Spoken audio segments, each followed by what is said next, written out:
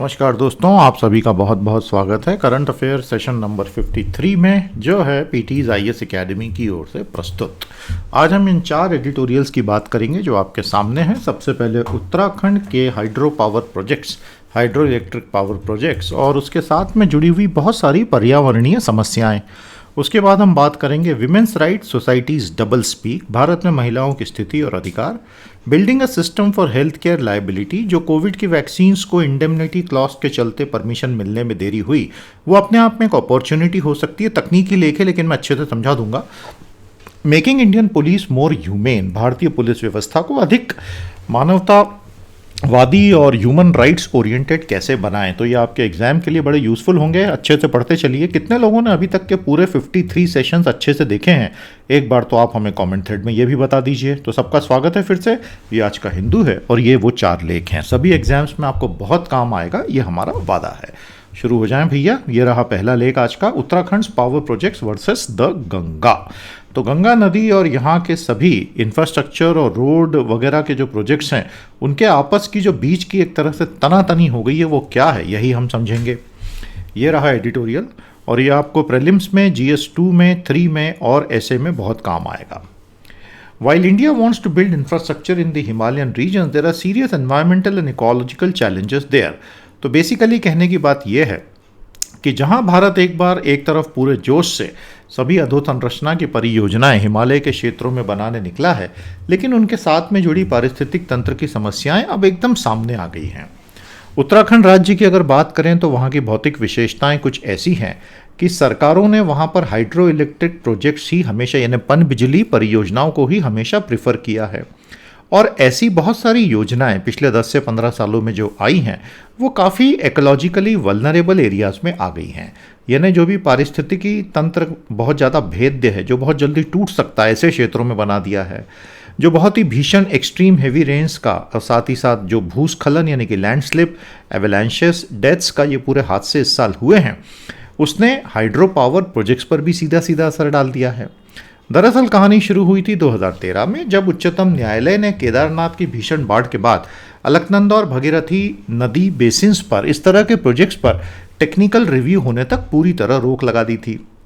The Ganga river stays healthy if it is allowed to run without hindrances. देखिए, कोई भी जो बड़ी नदी हो या छोटी नदी हो, उसका अपना एक प्राकृतिक विकास लाखों वर्षों में हुआ है, करोड़ों वर्षों में हुआ है, और उसमें जलधाराओं के बहने की एक सतत गति रहती है। अब उसके ऊपर जब इंसान बड़े बड़े प्रोजेक्ट बांध देता है, तो उसका जो नेचुरल फ्लो है वो तो अफेक्ट होना ही होना है। तो गंगा नदी के बारे में कहते हैं कि वो स्वस्थ तब तक रहेगी जब उसे बिना किसी रुकावटों के, बिना किसी अड़चनों के चलने दिया जाएगा। लेकिन जो पन बिजली की परियोजनाएं होती हैं, वो ऐसे फ्लोस को रोक देती हैं। सो हाइड्रो पावर और national mission for clean Ganga, ये तो आमने सामने प्रतिद्वंदी बन गए हैं। अगर आपको national mission for clean Ganga लाना है, जिसमें सफाई तो एक है, उसके अलावा उसको निर्मल अविरल बहाना है, ये उसका दूसरा पहलू है। तो हाइड्रो पावर अगर लगाओगे तो भैया फिर अविरल बहती गंगा तो नहीं बन पाएगी, ऐसा एडिटर का कहना है। एक्सपर्ट्स ये कहते हैं कि भैया जितने भी ऐसे पन बिजली प्रोजेक्ट बनाए हैं यहाँ पे, स्क्रैप कर दो सबको। और जो पावर प्रमोटर्स हैं वो इससे इतना घबरा गए कि वो सुप्रीम कोर्ट की तरफ गए। तो एक्सपर्ट्स की जब रिपोर्ट सरकार ने बुलवाई, तो उससे पावर प्रमोटर्स को लगा कि हमारे तो सारे प्रोजेक्ट डूब जाएंगे। तो वो सुप्रीम कोर्ट गए और बोला हमारा इतना नुकसान होगा, उसकी भरपाई कौन करेगा, और हमारी तो कोई गलती नहीं है ना, क्योंकि ये सारे प्रोजेक्ट किसने क्लियर किए, सरकारों ने ही क्लियर किए हैं ना, मिनिस्ट्री ऑफ एनवायरनमेंट ने ही क्लियर किए हैं ना। तो भाई उनको बोलो, हमें क्यों अब आप पैसा लगाने के बाद दिक्कत दे रहे हो।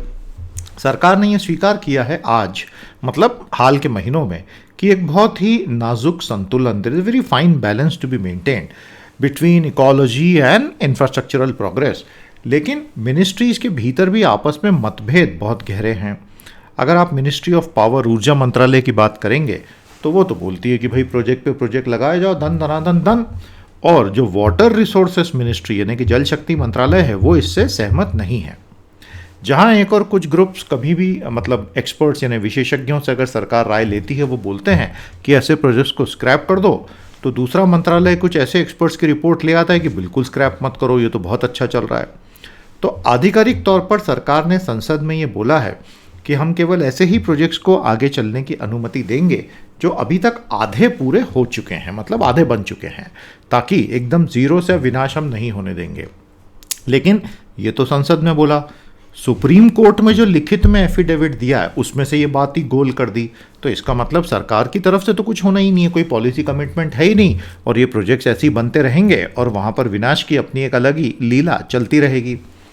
तो ये सभी लोग मानते हैं कि उत्तराखंड में पावर, इंफ्रा, ये सब बनाना ज़रूरी है, लेकिन आपने वहाँ के स्थानीय ग्राम सभाओं को, विलेजेस को, लोकल लोगों को कॉन्फिडेंस में लिया नहीं, और उस क्षेत्र की भौगोलिक विशिष्टताओं को ध्यान में रखा नहीं, और उसके बिना ही आप आगे बढ़ गए। तो फिर उसके नतीजे तो वहाँ के लोग भुगत रहे हैं। तो आप समझ रहे हैं दोस्तों कि इसमें कितनी सारी चुनौतियाँ आने वाले वर्षों में होंगी, specially in a world where climate change is only worsening with every passing month. तो ये था हमारा पहला लेख। मज़ा आया आपको? समझ में आ गया ना सब कुछ? मज़ा आया मतलब ज्ञान मिला कि नहीं? वैसे विषय तो बहुत ही डरावना है, लेकिन और ये रही आज की समरी। इसको भैया जहाँ कहीं भी बैठे हो एक बार ज़रा ज़ोर से पढ़ दो, और ये सोचो कि आपको मैं समरी लिखने को बोलता तो आप क्या लिख। ठीक है भाई, पूरी तरह से क्लियर है, कहीं कोई शक तो नहीं? चलिए अब आगे चलें। तो माय डियर स्टूडेंट्स, आपको हम याद दिला दें, हमारे बेहतरीन कोर्सेस हैं आईएएस की तैयारी के। आप सभी का इन कोर्सेस में बहुत बहुत स्वागत है। आप चाहें तो हमारा सेल्फ प्रेप कोर्स ले सकते हैं, जिसमें आपको बहुत शानदार हार्ड डिस्क पे हमारे सारे सेशंस मिलेंगे, साथ में ऑनलाइन सपोर्ट लाइव आपको मिलता रहेगा। आप चाहें तो प्योरली ऑनलाइन में हमारे गुरुकुल का कोर्स ले लें, और आप चाहें तो एक बहुत ही cost effective Covid special course हमने बनाया है वो ले लें। सभी कोर्सेस में आपको पढ़ के आनंद आ जाएगा, ये हमारी आपको गारंटी है, और आप बहुत अच्छा परफॉर्म करेंगे। बड़े इन डेप्थ और बहुत सीरियसली बनाए हुए ये कोर्सेस हैं। आपका स्वागत है, जानकारी लीजिए, टीम से बात कीजिए और एकेडमी का हिस्सा बनिए। I welcome you. आज का हमारा दूसरा लेख आपके सामने है, women's rights societies double speak. तो जहां एक और भारत में हम महिला अधिकारों की इतनी बात करते हैं और महिलाओं को इतना सम्मान देने वाली संस्कृति की बात करते हैं, ज़मीनी स्तर पर जब आप सच्चाई से रूबरू होते हैं तो सच्चाई कुछ और ही निकल कर सामने आती है। ऐसा हिंदू के एडिटर का दावा है। ये आपको प्रीलिम्स GS2 GS4 में भी बहुत काम आएगा, और ऐसे में भी। खास तौर पर जो बच्चियां, जो महिलाएं हमारा सेशन देख रही हैं, हम आपसे इस लेख पर तो विशेष तौर पर आपकी रिव्यू और आपकी फीडबैक चाहते ही चाहते हैं। प्यारे दोस्तों, आइए समझते हैं क्या है। महिलाओं के खिलाफ भारत में घिनौने अपराध जो हैं वो थमने का नाम ही नहीं ले रहे हैं। जिस तरह की हिंसा हो रही है वो बड़ी भयंकर है, और बात सिर्फ उनके साथ होने वाली इंस्टेंट हिंसा की नहीं है, उस हिंसा के परे जाके समाज उस हिंसा पे कैसे रिस्पॉन्ड करता है उसकी भी है। तो मैसूरू में जिस तरह से एक MBA स्टूडेंट के साथ में अगस्त 2021 में 4 men and a juvenile were arrested later, जो पूरा का पूरा गैंगरेप का इंसिडेंस हुआ, वो इतना भयानक था। लेकिन उससे भी ज़्यादा भयानक ये था कि उसके ऊपर सोसाइटी का जो एटीट्यूड होता है, सोसाइटी जिस तरह से प्रतिक्रिया देती है, जिस तरह के कमेंट देती है, वो बहुत ही ज़्यादा सेक्सिस्ट कमेंट होते हैं, महिला विरोधी मिसोजिनिस्ट कमेंट होते हैं, और उसमें जो बेचारा शिकार हो गया है, पीड़ित हो गया है, उसी के ऊपर दोषारोपण कर दिया जाता है।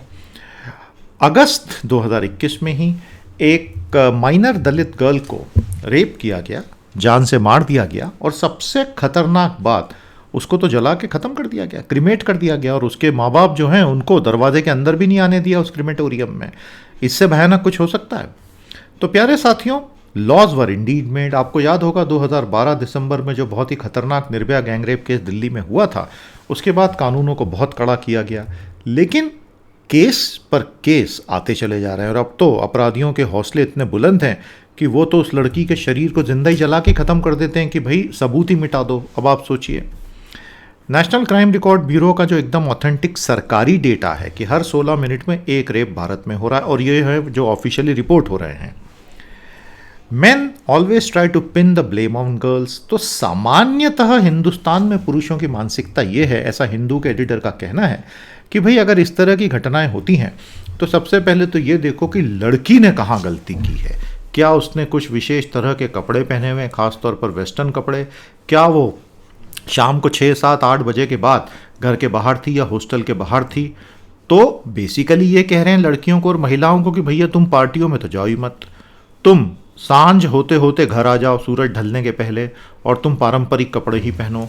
इससे ज़्यादा एक आप समझ सकते हैं ऑब्सक्यूरेंटिस सोच हो नहीं सकती। तो 21वीं सदी में महिलाओं से उम्मीद की जा रही है कि आप all the new found freedoms and rights को त्याग दीजिए, आपको सिक्योरिटी चाहिए तो। मैन को नहीं बोला जा रहा है कि अपना व्यवहार सुधारिए, महिलाओं को बोला जा रहा है अपनी फ्रीडम को कर्टेल कर दीजिए। आपको समझ में आ रहा है ना? और ये आपको सबसे ज़्यादा बॉयज़ हॉस्टल्स और गर्ल्स हॉस्टल के नियमों में किस तरह इक्वालिटी ऑफ लॉ की आर्टिकल 14 की धज्जियाँ उड़ाई जाती हैं, वो आप बिल्कुल स्पष्ट देख ही सकते हैं। लड़कों के ऊपर किसी तरह के प्रतिबंध होते नहीं हैं और बहुत सारे गर्ल्स हॉस्टल में 5, 5:30, 6, 6:30, 7, 8 बजे के ताले लगने के पूरे प्रावधान होते हैं। तो देखा जाए तो कॉन्स्टिट्यूशनली सब गलत ही हो रहा है। कर्नाटक के गृह मंत्री तो इससे भी 2 कदम आगे निकल गए। उन्होंने जिस तरह की भाषा और जिस तरह की हंसी मजाक में इस पूरे मामले को लिया, तो चीफ मिनिस्टर बोम्मई साहब को खुद स्टेप इन करना पड़ा और उनको बोलना पड़ा कि भाई नहीं, ये इन्होंने गलत बोला है। मैसूर यूनिवर्सिटी ने भी सबसे पहले वही किया जो भारत की सारी यूनिवर्सिटीज़ करने में एकदम माहिर है, गोल्ड मेडल है सबके पास। लड़कियों को बोला कि 6:30 के बाद तुम कैंपस के बाहर ही नहीं निकलोगी। मैंने कहा ना, लड़कियों और महिलाओं को बोला जाता है कि तुम अपनी स्वतंत्रताओं का त्याग कर दो, लड़कों को यह नहीं बोला जाता है कि तुम अपनी गंदी आदतों का त्याग करो। ये बहुत फंडामेंटल इशू है दोस्तों भारतीय समाज का। लेकिन उसके बाद वहाँ इतना चिल्ला पुकार मचा कि मैसूरू यूनिवर्सिटी को भी समझ में आ गया कि यार गलती हो गई, तो उन्होंने बेसिकली लड़कियों के ऊपर अपराध का दोष डालने वाले इस नए नियम को वापस ले लिया। सुप्रीम कोर्ट ने स्वयं बहुत सारे मामलों में ये रिग्रेट किया है कि भारत के पूरे समाज में जो बरसों से, सदियों से एंट्रेंच्ड पैतृक सत्तावादी सोच है और मिसोजिनिस्ट एटीट्यूड्स हैं, वो हमारे जुडिशरी के ऑर्डर्स में भी दिखाई दे जाते हैं। और उसका एक बहुत ही ज्वलंत मामला है मैरिटल रेप का पूरा मामला, कि विवाह के पश्चात जो संबंध पति पत्नी में होते हैं, अगर पत्नी ने मना किया और पति ने ज़बरदस्ती शारीरिक संबंध बनाए तो उसको मैरिटल रेप भारत के दंड विधान में नहीं माना जाता है। So force sex by a man with his wife against her wishes which can even lead to physical injuries, ये भारत में अपराध ही नहीं। और केरल हाईकोर्ट, छत्तीसगढ़ हाईकोर्ट ने हाल ही में इस बारे में कहा भी है। जो कपल्स होते हैं लिव इन रिलेशनशिप में, दोनों एडल्ट्स हैं, 18 के ऊपर हैं, उनको बहुत खुल्लम खुल्ला धमकियां समाज में मिलती हैं। तो सुप्रीम कोर्ट को हाल ही में ऐसे एक कपल को प्रोटेक्शन देना पड़ा जब पंजाब और हरियाणा हाई कोर्ट ने उनको मोरल साइंस की क्लास का लंबा लेक्चर सुना दिया। देखिए, जुडिशरी का काम मोरल साइंस के लेक्चर सुनाना तो होता ही नहीं है ना। जुडिशरी का काम होता है संविधान के दायरे में कानून की विवेचना करके लोगों के फंडामेंटल राइट को सुरक्षित रखना। ये बात सुप्रीम कोर्ट ने कह दी। विमेंस राइट सदियों के संघर्ष के बाद हासिल हुए हैं और समाज उनको कर्टेल करने के बजाय महिलाओं को पब्लिक और प्राइवेट स्पेसेस में प्रोटेक्ट करे तो ये देश के आगे बढ़ने का द्योतक होगा। नहीं तो हम फुल स्पीड रिवर्स गियर में जाने की तैयारी कर चुके हैं। समझ में आ गया आपको दोस्तों? बहुत ही हार्ड हिटिंग है और कई लोगों को बहुत चौंकाने वाला लगेगा इस तरह से लिखना, लेकिन यही लिखा है हिंदू के एडिटर ने। और देखा जाए आप चारों तरफ नज़र दौड़ाएंगे, सच्चाई यही है। तो जैसा मैंने कहा, जो गर्ल स्टूडेंट्स और लेडीज़ ये सेशंस देख रही हैं, पढ़ रही हैं, इस पर्टिकुलर एडिट पर आपकी राय बहुत मायने रखती है। ज़रूर बिंदास लिखिए कमेंट थ्रेड में। तो प्यारे दोस्तों, ये रही समरी। ज़ोर से पढ़िए जरा इस समरी को एक बार। और आप होते तो क्या समरी लिखते, वो भी जरा एक बार कमेंट थ्रेड में लिख दो भैया। आगे चलते हैं प्यारे दोस्तों। आज का हमारा तीसरा लेख बहुत लंबा चौड़ा लेख है, बहुत टेक्निकल है। मैं आपको बहुत सरल भाषा में बहुत अच्छे से समझा दूंगा। ये आपको GS 2 और 4 में भी काम आएगा। इसमें बहुत सारे मॉरलिटी के इश्यूज भी इन्वॉल्व हैं और प्रीलिम्स और ऐसे में भी टॉपिक बन सकता है। बहुत सीधा सा टॉपिक है एक्चुअली। ये टॉपिक ये है कि भारत में विदेशों से आने वाली वैक्सीन्स को इंडेमनिटी क्लॉज से छूट चाहिए। भारत सरकार दे नहीं रही है। इंडेमनिटी क्लॉज का मतलब है कि जितने भी एडवर्स इवेंट होंगे, वैक्सीन लगाया और किसी की मौत हो गई, तो वो केस नहीं कर सकते उसके घर वाले कंपनी पे। ये इंडेमनिटी होती है। तो सरकार ने मना कर दिया कि हम ऐसा नहीं कर सकते। तो ऐसा क्यों है और ये पूरा मामला दरअसल है क्या? बहुत तकनीकी है, मज़ा आएगा आपको, शांति से पढ़ें। भारत का जितना भी drugs controller general of India का कोविड वैक्सीन को लेकर रुख रहा, तो इमरजेंसी यूज़ ऑथोराइजेशन जो है मॉडर्ना की और जॉनसन एंड जॉनसन की वैक्सीन को जून और अगस्त 2021 में EUA प्रदान कर दिया। समझ में आ गया आपको प्यारे दोस्तों? अब अगर आप देखेंगे इसको ध्यान से, a huge lot of Pfizer BioNTech's mRNA vaccine will also be received। पूरी दुनिया में आपको पता है कोवैक्स का जो एक ग्लोबल वैक्सीन पूरा प्रकल्प चल रहा है, उसके तहत फाइजर बायोएनटेक का जो मैसेंजर RNA वैक्सीन एक क्रांतिकारी नई टेक्नोलॉजी है, उसका भी एक बहुत बड़ा लॉट भारत में आने के लिए तैयार है। एक बहुत बड़ी प्रॉब्लम इन सभी चीज़ों में रही है सरकार का जो अनिर्णय वाली स्थिति रही ऑन रिक्वेस्ट फॉर इंडेमनिटी। महीनों तक चीज़ें पेंडिंग रही हैं। जितने भी वैक्सीन बनाने वाली कंपनियां जो भारत आ रही हैं, उनको एक चीज़ का बहुत डर है कि अगर बहुत सारे एडवर्स इवेंट हो गए, मतलब वैक्सीन लगाने के बाद आदमी का बीमार पड़ना, आदमी की मौत हो जाना, उस केस में लोग उनके ऊपर कोर्ट में केस करेंगे, जिससे फिर उनको करोड़ों डॉलर के दंड भरने पड़ सकते हैं। तो हमें पहले से इंडेमनिटी दे दीजिए। और लीगल लाइबिलिटी से हमें प्रोटेक्ट कीजिए एडवर्स इवेंट फॉलोइंग इम्यूनाइजेशन में। समझ में आ गया आपको? तो क्या शब्द यहाँ पे यूज हुआ है? एडवर्स इवेंट फॉलोइंग इम्यूनाइजेशन, यानी टीकाकरण होने के पश्चात होने वाली किसी भी तरह की शारीरिक बायोलॉजिकल दुर्घटना, तो उससे इंडेमनिटी चाहिए, बचाव चाहिए। सरकार ने मना कर दिया। सभी वैक्सीन्स को रेगुलेटरी अप्रूवल केवल rigorous review of safety and efficacy के बाद ही दिया जाता है, लेकिन क्योंकि वैक्सीन अल्टीमेटली एक इम्यूनो बायोलॉजिकल सब्सटेंस है, तो हमारा शरीर जो है वो प्रतिरक्षा जैविक पदार्थ के साथ कैसे रिएक्ट करेगा इसकी कोई गारंटी तो होती नहीं है ना। तो वैक्सीन्स की वजह से डेफिनेटली कुछ एडवर्स इवेंट तो हो सकते हैं। कुछ इसमें से पहले से लोगों को पता है, जैसे कि VITT, vaccine induce immune thrombotic thrombocytopenia, तो खून के थक्के जमने से संबंधित ये बीमारी है। और दूसरा है मायोकार्डाइटिस, तो इस तरह की जो प्रॉब्लम है हार्ट में हो सकती है इत्यादि। ये प्रॉब्लम दुनिया भर में डॉक्यूमेंटेड है। भारत को ज़्यादा वैक्सीन्स चाहिए, हमें प्रतिदिन 1 करोड़ वैक्सीन लगानी है। एक दिन जोश जोश में लगा दी और अगले दिन 50 लाख पर आ गए तो 31 दिसंबर का लक्ष्य तो पूरा होना नहीं है। तो हमें तो कंटिन्यूस बेसिस पे 1-1 करोड़ वैक्सीन, 2-2 करोड़ वैक्सीन रोज़ लगानी है, क्योंकि हमारा वैक्सीनेशन ड्राइव ओवरऑल पिछले 4 महीने में भयंकर अंडर परफॉर्म किया है। आज की तारीख में भारत की 15% आबादी भी पूरी तरह से डबल डोज के साथ वैक्सीनेटेड नहीं हुई है। यही तथ्य है परसेंटेज में। टोटल करोड़ कितने डोज लगे वो तो निरर्थक डेटा है ना। 15% आबादी फुल्ली वैक्सीनेटेड है। याद रखिएगा, 2 डोज लगने के बाद आपको एक तीसरा बूस्टर डोज भी लगाना है पूरे सारे 140 करोड़ लोगों को। और आज तक 40% तक लोगों को 1 डोज मिला है, और एक्चुअली 11% ही जो टोटल पॉपुलेशन है फुल्ली वैक्सीनेटेड। 15 तो मैंने ज़्यादा ही बोल दिया। सरकार ने बहुत सारी चीज़ें ट्राई की कि भाई फटाफट तेरा डोजेस मिले, फास्टर ऑथोराइजेशन हो। US, UK, जापान, यूरोप ने जिन जिन को ऑथोराइज किया है, तो सरकार ने मान लिया कि वहाँ बहुत रिगरस टेस्टिंग हो ही चुकी होगी, तो उनको थोड़ा जल्दी दे दो। और जो WHO के इमरजेंसी यूज लिस्ट में उनको जल्दी करो। ब्रिजिंग ट्रायल के रिक्वायरमेंट्स को फिलहाल के लिए वेव ऑफ कर दो। और इस वजह से इमरजेंसी यूज ऑथोराइजेशन जो है 2 और वैक्सीन्स को मिल गया। लेकिन अब वो कितनी आएंगी, कब तक आएंगी, किसी को नहीं पता। ऐसा क्यों? क्योंकि मैन्युफैक्चरर्स बोल रहे हैं आपने EU तो दे दिया, लेकिन भैया जरा हमको इंडेमनिटी भी तो दे दो। और इंडेमनिटी का मतलब ही ये है कि आप हमको पूरी तरह से कुछ गड़बड़ हो जाए तो फ्रीडम दे देना, यानी हम जिम्मेदार लीगली नहीं होंगे। क्लेमिंग कि उनके देशों में भी तो, होम नेशंस में भी तो उनको इंडेमनिटी मिली हुई है, तो भारत भी हमको इंडेमनिटी दे दे। और जो वैक्सीन्स कोवैक्स के तहत आएंगी उनको तो कंपलसरीली सरकार को भी इंडेमनिटी एडवांस में देनी पड़ी है। तो सरकार क्यों नहीं देती है इम्यूनिटी? ताकि जो वैक्सीन बनाने वाली कंपनियां हैं वो जिम्मेदार रहें। 3 वैक्सीन भारत में यूज हो रही हैं, कोविशील्ड, कोवैक्सीन, स्पुतनिक। इनमें से किसी को भी सरकार ने इम्यूनिटी या इंडेमनिटी नहीं दी है। सरकार जो है वो अपना समय ले रही है, क्योंकि supply from new makers is quite small. जो नए नए लोग अभी हमारे साथ जुड़ने की कोशिश कर रहे हैं दुनिया भर से, उनसे कोई एकदम से करोड़ों वैक्सीन नहीं आएगी, ये सरकार को भी पता है। तो सरकार बोल रही मैं थोड़ा सोच लूँ।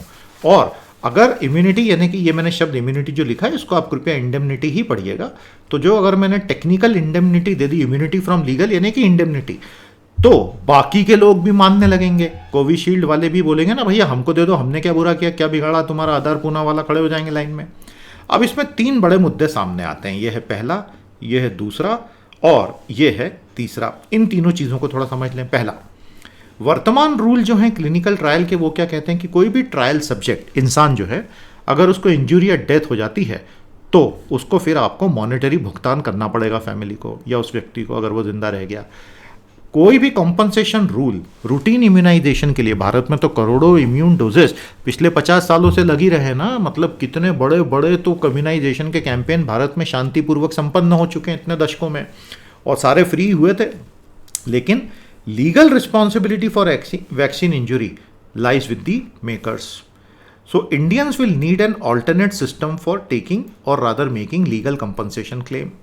कुछ भी अगर गड़बड़ होता है, सरकार अगर इंडेमनिटी दे देती है कोविड वैक्सीन बनाने वालों को, तो भारत के लोगों को AEFI होने की दशा में किसके पास जाना है?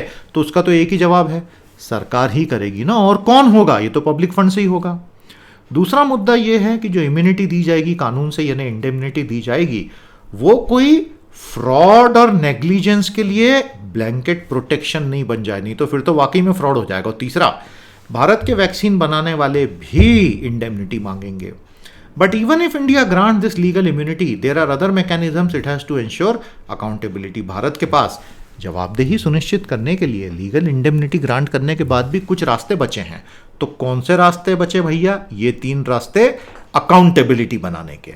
जो हमारा drug controller general of India DCGI है, किसी को भी जब वो रजिस्ट्रेशन सर्टिफिकेट देता है, रजिस्ट्रेशन देता है, तो it is still empowered to take action यदि 1940 का ड्रग्स एंड कॉस्मेटिक एक्ट का किसी तरह से वायोलेशन होगा। ऐसा नहीं है कि उसके अधिकार खत्म हो जाते हैं एक्शन लेने के। दूसरा, कोई भी भारतीय के शरीर में अगर AEFI आ गया, एडवर्स इवेंट आ गया, तो वो कंज्यूमर कोर्ट, हाई कोर्ट में तो जा ही सकता है। तीसरा, कंज्यूमर प्रोटेक्शन एक्ट 1986 में अमेंडमेंट होता है, और ये जो नया अमेंडमेंट अभी हुआ था उसमें हमारे विनियामक बॉडीज को ये अधिकार है कि वो class action suit again company ला सकते हैं। देखिए, क्लास एक्शन सूट एक बहुत बड़ा कॉन्सेप्ट है। अमेरिका में तो अरबों डॉलरों के दंड लग चुके हैं। क्लास एक्शन सूट में क्या होता है कि कोई एक इंडिविजुअल सिटीजन केस नहीं कर सकता, लेकिन लाखों सिटीजन्स के बिहाफ पे कोई एक रेगुलेटर केस कर सकता है। तो that is what a class action suit, suit यानी कि case, cases representing groups of people having the same problem. Bharat में अभी तक कोई भी बड़ा क्लास एक्शन सूट नहीं हुआ है। एक नागरिक के नज़र से देखें तो कंपनसेशन सरकार से आया या मैन्युफैक्चरर से आया, उसको क्या फ़र्क पड़ना है। And even if manufacturers are not given indemnity, सरकारें जो हैं ये बच के तो निकल नहीं सकती ना कि मैं क्या कर सकती हूँ। अगर लोग मर रहे हैं तो सरकार को तो फिर जिम्मेदारी लेनी पड़ेगी। तो why not learn from countries that have granted indemnity and adopted compensation program. तो इसमें फिर ऑथर्स ने जो है, दोनों ऑथर, उन्होंने कहा अमेरिका में ऑलरेडी CICP कार्यक्रम चल रहा है और दूसरे देशों ने भी अपने अपने कार्यक्रम बना रखे हैं। कोवैक्स का जो ग्लोबल प्रोग्राम चल रहा है वैक्सीन अवेलेबल कराने का, उसने भी कंपनसेशन बर्डन को अंडरराइट कर दिया है। Indian government has a good opportunity now. अभी इतनी बड़ी प्रॉब्लम जो है, तो सरकार अगर इसमें ठंडे दिमाग से सोच के प्रोफेशनल लोगों को साथ में लेके एक पूरा सांस्थानिक ढांचा खड़ा करना चाहे लीगल सेफगार्ड और कंपनसेशन का, सिर्फ कोविड के लिए ही नहीं, कोविड वैक्सीन के लिए नहीं, पूरे हेल्थ केयर के लिए, यही मौका है, सरकार को कर लेना चाहिए। इंडेमनिटी की जो चर्चा चल रही है उसके बहुत सारे कॉन्सिक्वेंसेस हैं कोविड के परे जाके। Decisions are getting delayed and government must now finalize things very quickly, focus on citizens' interest, quicker approach, more availability and building institutional mechanisms। 100 बातों की एक बात इतनी लंबी चौड़ी रामायण में ये है कि सरकार पूरे भारत के हेल्थ केयर सिस्टम में कंपनसेशन के मैकेनिज्म्स का एक पूरा खाका लीगली अब तैयार करते हैं, क्योंकि हर बार नई नई चीज़ों के लिए करने की बजाय एक बार ठंडे दिमाग से करो, इससे सबक लो और बना दो। आ गया समझ में? काफ़ी ज़्यादा टेक्निकल था, बट आई होप आपको थोड़ा फ़ायदा हुआ। तो इसको एक बार ज़ोर से पढ़ दीजिए जहाँ कहीं भी बैठे हों। और आप समरी लिखते तो क्या लिखते, तो लिखो। प्यारे दोस्तों, आज का चौथा और अंतिम लेख आपके सामने है। प्रीलिम्स GS2 GS4 ऐसे में काम आएगा, और वो ये है कि भारत की पुलिस का एक अधिक मानवतावादी चेहरा कैसे बनाया जाए। अगस्त 2021 में भारत के मुख्य न्यायाधीश NV रमना साहब ने कहा कि भारत में पुलिस स्टेशंस में मानव अधिकारियों की धज्जियां उड़ा दी जाती हैं।